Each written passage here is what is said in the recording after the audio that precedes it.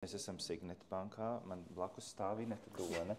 Ineta mums izrādīs mākslas kolekcijas piemērus no Signeta, jo mums tas tiešām interesē. Ir tāda ļoti slavena, gluži ne, bet viena no vecākajām bankām pasaulē, kas atrodas tādā pilsētā Siena.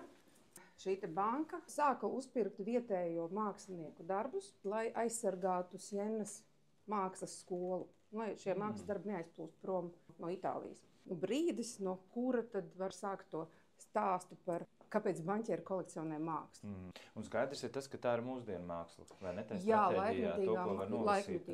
laikmetīgā māksla arī ir tas plus, ka tu vari to mākslinieku redzēt, aprunāties ar viņu. Viņš tev par tādu autogrāfiju uz daudz darbu parakstīt arī no otras puses. Viens mākslas darbs, ko drīkst mīļot, jā.